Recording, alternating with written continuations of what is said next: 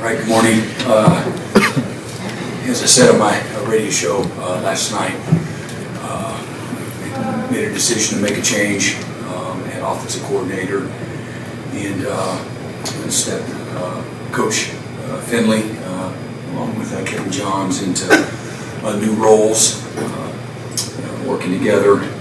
Coach Johns to coach our quarterbacks, and Coach Finley and the rest of the staff, Kevin included, putting together game plans, and we'll call it on game days. Incredibly hard decision on many levels, and then 10,000-foot lens, not so difficult. We're not playing winning football on that side of the ball, and thought a change would be appropriate, and changing leadership, a new voice, a new perspective, a new lens, strategy, game planning, sequencing, all of those things that go along with that position. As I said last night, this is not everything, all the blood doesn't fall at the hands of Coach Luttrell. There's lots of different issues that have been problems for the lack of consistency, lack of offensive output, and but ultimately that goes along with that position. So with that, I'll open it up. We'll start in the middle here. Brent, with the offensive coordinator situation, you're going to have to, of course, the future offensive coordinator, think about what you're going to do, maybe hire a new offensive coordinator. How do you balance the remainder of this season with what you're trying to accomplish this year, with Wayne, what you're going to do with the future of that hiring of that job? Yeah, there's a lot that you obviously can't do right now, so focus on getting better right now. We need to get better. And, there's, can always plan ahead without getting distracted. So, my main focus right now is getting us prepared for this week, and putting together a good game plan, in all three phases, and giving our players a chance to be successful. Do you focus on the future at all? Because multitask, absolutely. It's a huge priority, and let things take its course. Right. Yeah, bro, I want to ask you about Kevin Johns. What specifically do you feel like he'll add to that quarterback room, that responsibility that maybe hasn't been there, or is different from the first 7 years? Well, again, being a quarterback coach and an offensive coordinator, he's got both of those lenses. So from fundamentals, game prep, knowing what the quarterback should see, what he shouldn't see. You've got high-level success in regards to where he's been, and both coordinating and coaching the quarterbacks. So that was at Duke, or it's at Memphis, it's at Indiana, and some of the other places that he's been. And so he hit the ground running yesterday, and he was like a pig in the mud. And I think that a fresh perspective will be an opportunity for the quarterbacks to grow and see it from again, not only a different voice but a different lens, someone that's been outside of maybe the system that we have currently been running, and again, a fresh approach. Is he going to be We haven't figured that out yet. We'll figure it out this weekend. Yeah, but he's been able to be down on the sideline for the majority of the season with those guys, and so we're talking through that, as we speak. Brent, you said a couple different times, different perspective, fresh perspective, different lens. Since Joe John was involved with game planning before, can you talk us through the thought process to keep him, elevate him, as opposed to maybe doing something totally different? Yeah, I know it was reported again last night, everything that I said, but as I said last night, Kevin came in here later in the winter, in an analyst role, and analysts aren't allowed to coach. So he's doing advanced scouting, not in the weeds of day-to-day operations and installations and things of that nature. He assisted me with scout team work, and from a leadership standpoint, I could pile a lot on him, but he did a great job in that role. Not until fall camp were analysts allowed to actually have a coaching role, but at that point in time we had already been down the road several months, so he continued in the same role. So he in regards to the actual game planning piece of it, it's certainly not fair for him that all of a sudden you've got to learn a new verbiage and language, and how we intimately operate, with this current team, with these players. And so it's all very player focused when it comes to that, and what's fair for them and what he's capable of doing in 4 days. And but they'll all work together. And again, when you have a play caller, ultimately everything goes through him. He makes those decisions on what we either are or aren't going to do. And but there'll be a real strong collaboration. Whatever we have been doing ain't been working. So with a fresh start for everybody, we're hopeful we'll get a little bit better. Yeah, but when you got here 4 years ago, there was a pretty long stretch of tremendous offense and defense is down. You got the defense turned around, the offense is going down. Is there anything going on with, why is it so hard to get them both going at the same time? Is it allocation of resources, whether it's financial, whether it's scholarships, whether it's practice time, whatever? What goes on to make it so difficult to get them both going in the same direction? Well, I think year one we were top 10 in the country in a whole bunch of offensive categories. Is that right? Well, last year definitely. Well, I think first year we were top 10 in the country, and then last year we were. So was that, how long have I been here? 2.5 years. And I don't want to sound defensive, but I just don't want to change what the facts were. We've been an abomination on offense this year. But year one and year two I think we're pretty good, and one of the best in the country. So I got perspective on what did happen, and there's a lot of things you can go down the list, but I think you can have both. And I think a year ago we were pretty good on defense and really good on offense, and year one not very good on defense and still pretty good on offense. So all with whatever shortcomings we have here. Actually, we were not a very efficient offense our first year, although the final stats would say we were pretty good. But we made tremendous improvement in year two in all the efficiency spaces on both sides of the ball. And that's more of a model of what we're in a vision for what we're wanting to be on both sides of the ball, where we can truly complement each other and have a chance on any given week to win the game on that side of the ball. And obviously we have fallen short, in that regard, this year. But I don't think it's an allocation of resources. There's we know what some of the issues have been, and we've got to be better around the young quarterbacks, and we haven't been. And some of that, again, there's been some injuries, and I think that's a real thing that doesn't allow you to be fully who you are, and we haven't been very good and consistent on the offensive line either. So George? Yeah, Brent, quarterback situation is always an interesting one in college football. You see guys every year, starters leave programs and go somewhere else for maybe a fresh starter. Backups go somewhere that they can be a starter.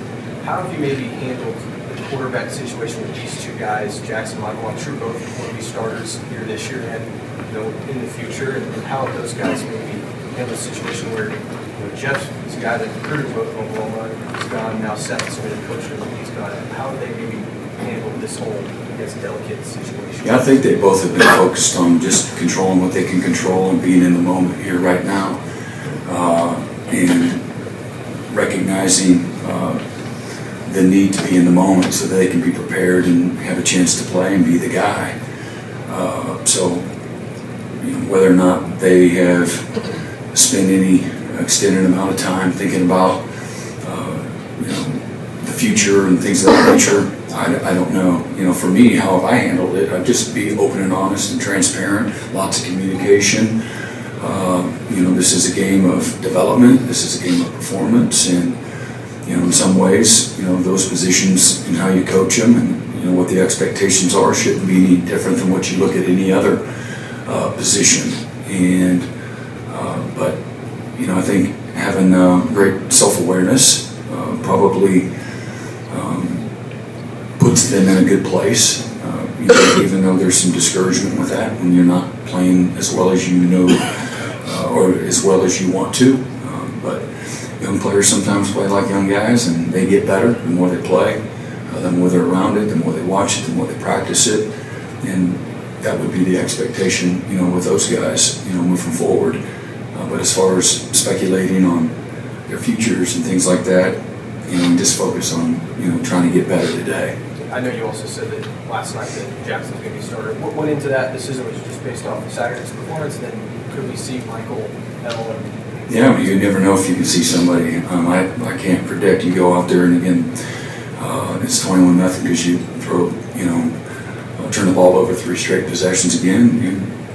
You'll look at everything. So, what went into it? Jackson stepped in, played pretty well, took care of the football, put one on the ground, recovered it, made a lot of really good decisions in the game, took command right from the get-go. Had again several drops that would have made the day even better for him, individually. So that's what went into it. Ryan Chapman. Brent, you mentioned the offensive line. In 1 week, I would expect a huge tear down with schematic. What tweaks, what's realistic improvement you can have for that group? Because it's another really challenging defensive front this weekend. Yeah, and again, I think that's,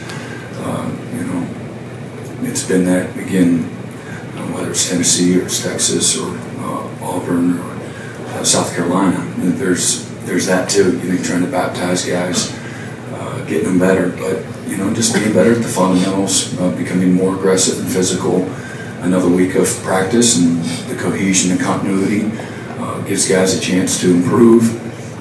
You don't reinvent the wheel in a week's period of time. You just get better at the basics, and we got to get a lot better. And that's where the focus is just making improvement, and again putting guys in a position to help them have some success too. You're going to face another really good defensive line you're going to miss. There's been a lot of resources over there. Talk about that, Matt. You just talked a little bit about the offensive line, and now you're going to have to match up against this. Yes, it was the whole defense, James, and just like again, we've played some really, really good defenses, and I'm not sure if there's been a season where a team has faced this many at Oklahoma, this many good units.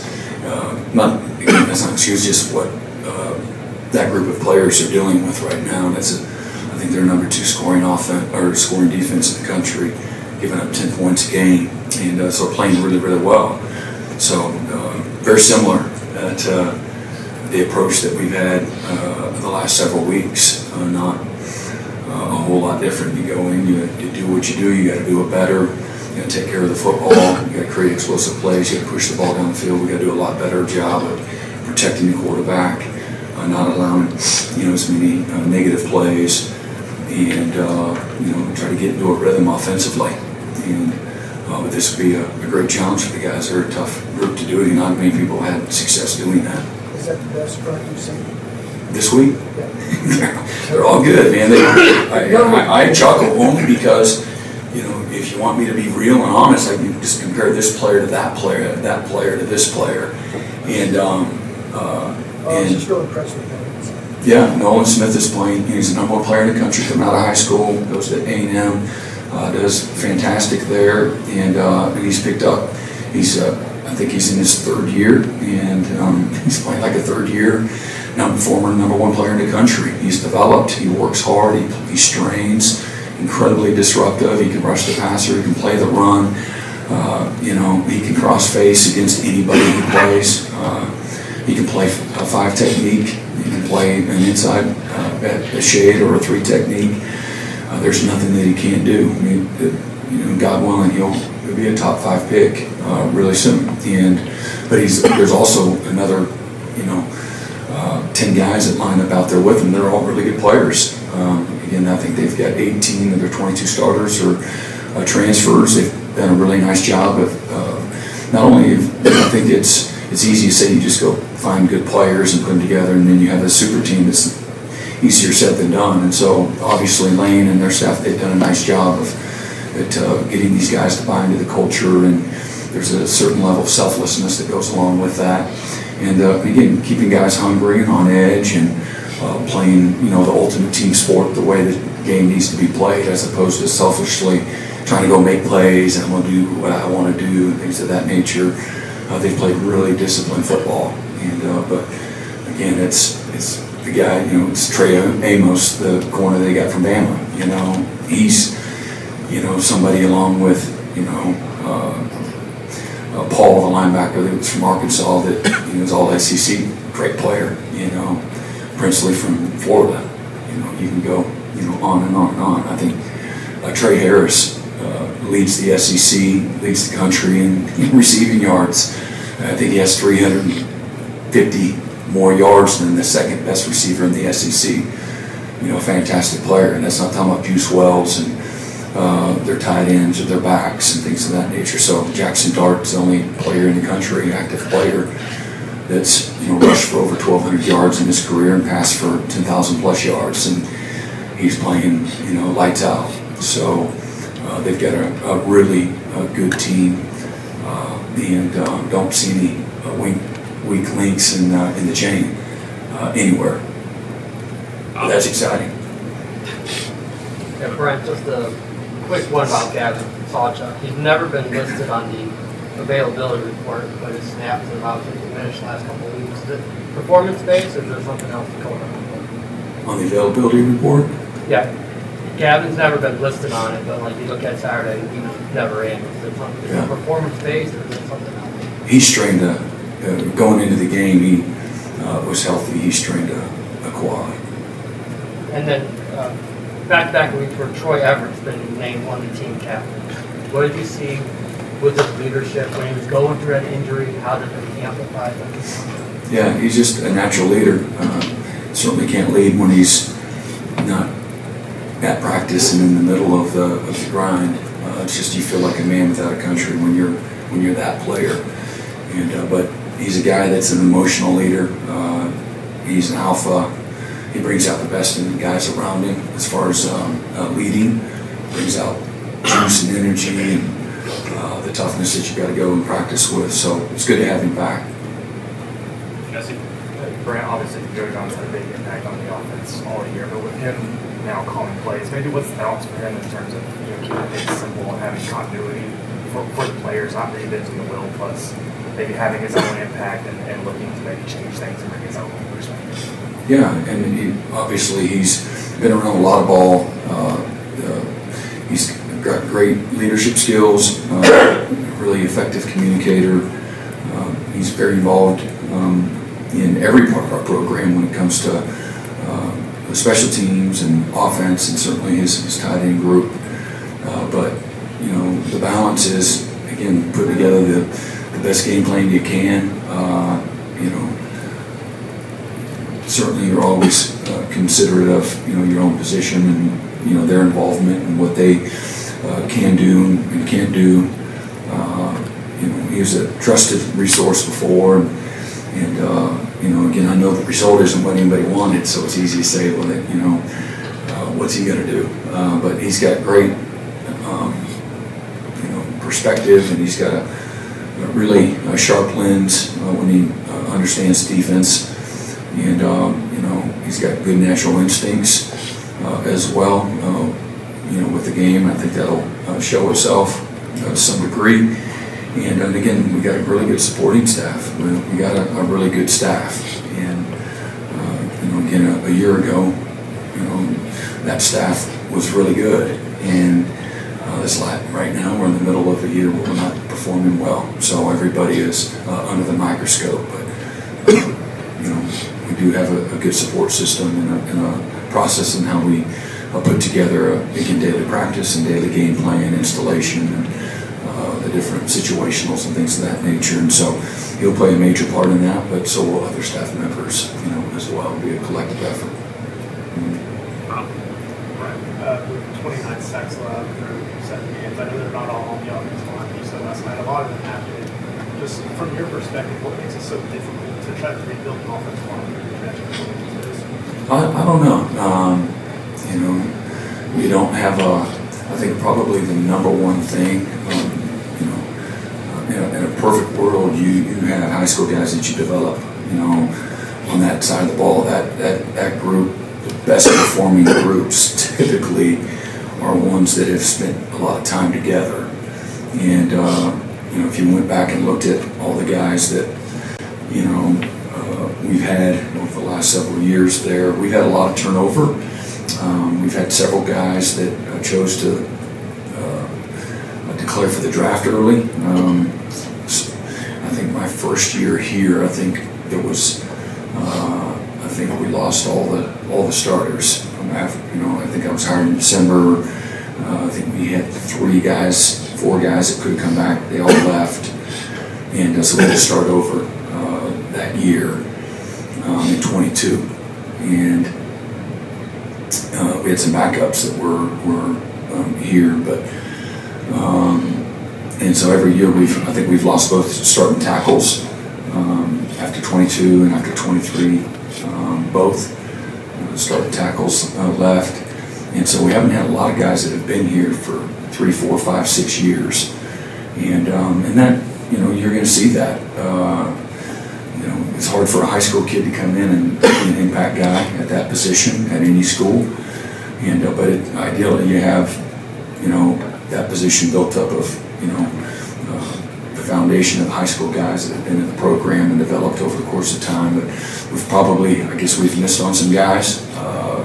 Several years ago, we didn't have this amazing group of backups that were ready when guys left, and that's, you want to build that if you're building it appropriately.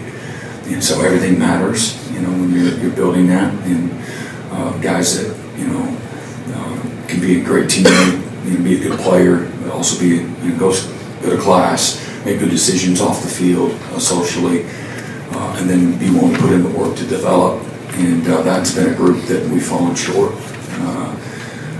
in regards to the transfer guys. That they've only been here for a few months, and so when you got to rely on the majority of those guys, you can lack some continuity in the chemistry, the things that we're talking about that enable you to be able to execute at a high, consistent level. But at the end of the day, we do have some guys that have been here. We got to help them play better.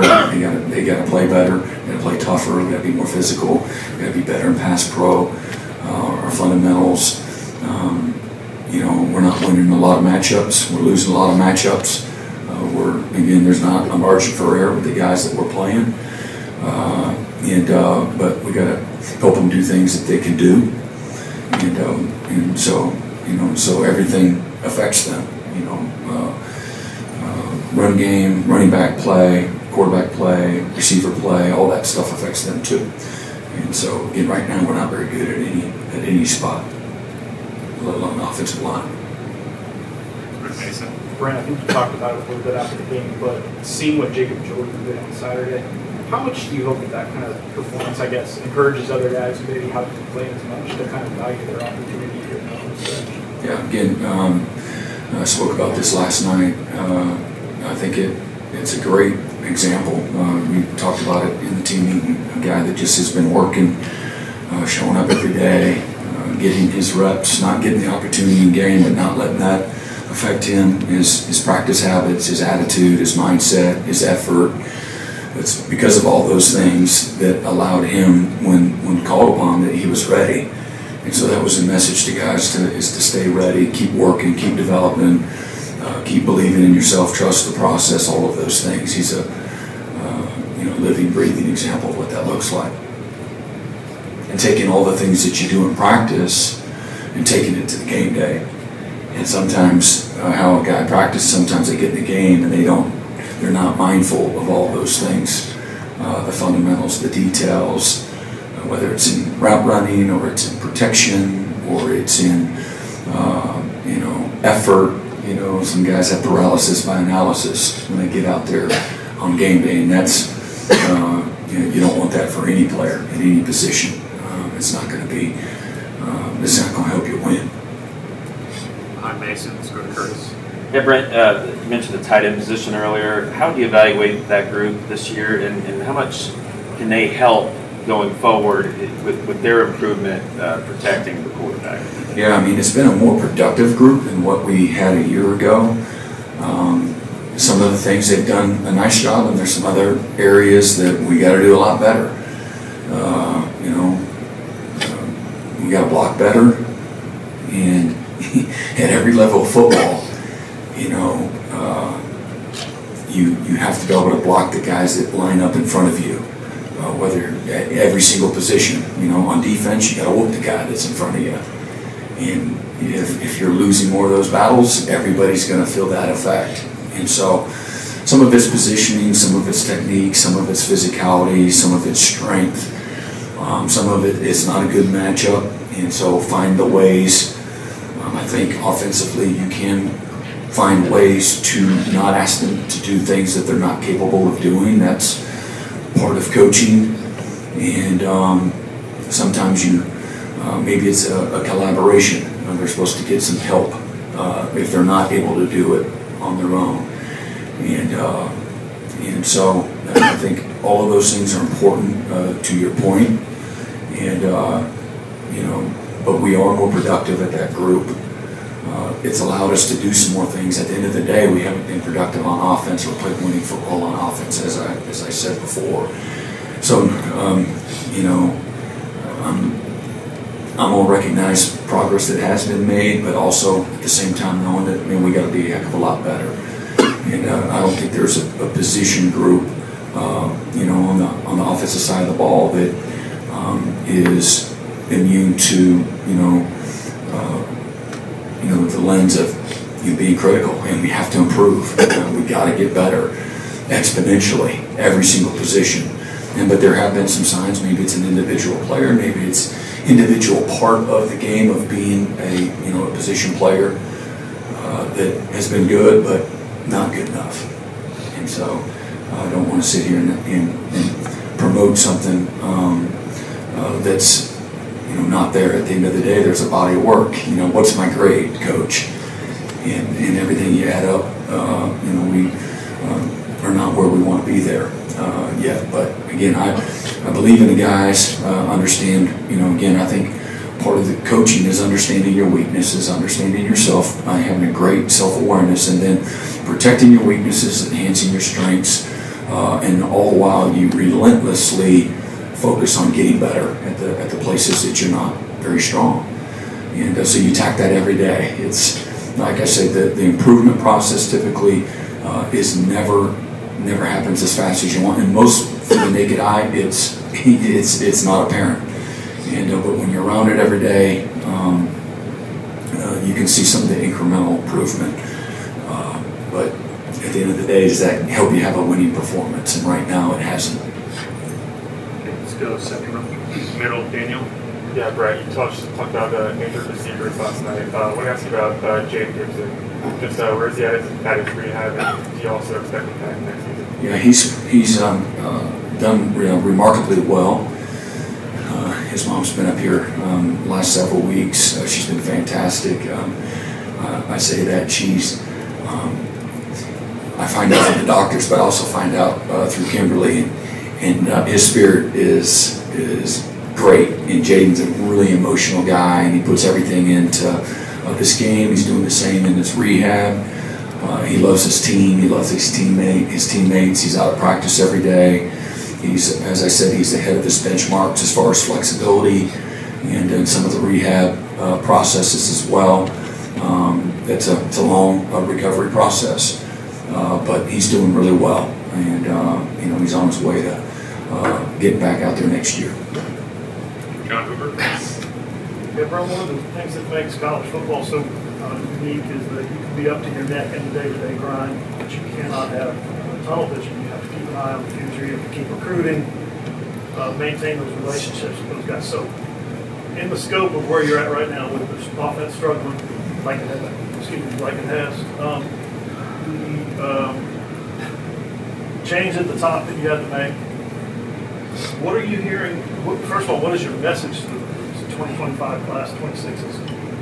And then what are you hearing back from them? What kind of questions and concerns are they expressing to you? Yeah, well, I mean, number one, before I take a commitment, I want to know why they're committing. If they say, well, it's just because of this position coach and that's it, that's the end of the conversation, you know, there's going to be a need for more conversation. I want guys that commit to the University of Oklahoma to enrich their lives, what this name, brand, this university means to them, their families. At the end of the day, you know, I'm the head coach, and it's important that the vision of the program and the decision-making process comes from an alignment, you know, with the vision of the program and what they want for themselves through the program, holistically speaking.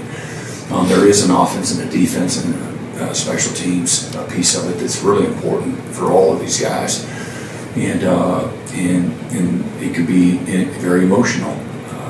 You know, that goes without saying, but at the end of the day, they have to trust in myself as a leader, and certainly the rest of the staff that's here right now, and continue to work on those relationships. But this isn't all of a sudden now you're talking to the guys, you know, every day. You know, you work diligently over the last several months, for some guys several years, at developing really strong relationships that are not going to be life-changing decisions, aren't going to flip the script, you know, in the middle of a storm. And, you know, at the end of the day, you know, the vision is for us to have a high-scoring, explosive, diverse offense that recruits are going to want to play for. And there's a body of work here at the University of Oklahoma. You know, we can have the best coaches, you know, on the planet here at coaching and mentoring and developing, and we'll have that. So, you know, that's really been the message for the recruits and certainly their families. And at the end of the day, I think guys that do commit here, there's you know, a holistic approach on the field, off the field, systematically. Scheme again is important. Knowing that, you know, we're not going to go into triple option, you know, with you know, moving forward. So we're going to have something that where we can attack people. We got to be able to throw the ball and to have good balance in what we do from an offensive standpoint, and be aggressive in our approach, both in scheme, tempo, structure, things of that nature, things that are good for the game. But so that's, none of those things are going to change. As things have gone sideways a little bit, do you hear negative recruiting? I mean, I'm not naive. Even when you're doing well, people are always trying to chip away. I mean, we're in this conference that we're in, because we're not recruiting against anybody but the best in college football. You know, the best coaches, the best universities, the best systems, the best development, and so it was that way, you know, 2 months ago, and it's not going to change. And you know, you got to recruit every day. And you got to work on those relationships every day. And every once in a while, you have a recruit that gets influenced by that. I'd rather know now than later. You know, if you think the kitchen's hot now, just hold on. And I mean it, like within your career, it's gonna be a lot worse than now. You know, that's not adversity. And so, you know, but I haven't heard of or sensed any panic. I think there's a trust. There's an expectation and a trust. And again, like I said, there's not a whole lot of people that are surprised that people understand, families understand that this is part of the business as well. And so when you do make those life-changing decisions, it goes beyond any one particular coach, most of the time. A couple more next to John. Let's go to Joe. Yeah, Brent, Jeff Levy, Seth, Joe John, all of them obviously played here, the latter two being promoted from within. But when you look for your next permanent offensive coordinator hire, do you want someone with OU ties, or are you willing to kind of expand that to outsiders? Yeah, I could care less about OU ties. That doesn't matter to me at all. I've hired some people that have had OU ties. I've hired people that had never been to the state of Oklahoma before. You sort of, with any position coach, do you kind of keep like a short list of names as you coach, or, you know, play against guys that maybe you consider should there come openings? Yeah, I'm aware of what's going on in college football when it comes to people that are having success. Hi, Joe. Cliff. Yeah, so, Coach, there's times when it's really easy to tell that a change needs to be made at quarterback, like last week. But, you know, looking at the overall picture of the quarterback position, how difficult is it to judge that position when the offensive line is struggling the way it is, when you have that many injuries at the receiver spot, when you have guys dropping passes, when, you know, the body of work is kind of disjointed because you've got one guy in and then you got another guy in? How difficult does that make the process, especially because you got to make not just short-term but long-term decisions on these guys? Yeah, I mean, I think to your point, there are a lot of things that you have to look at. You have to have a broad perspective. There's a bottom line, a result perspective, and then there's looking at all the extenuating circumstances.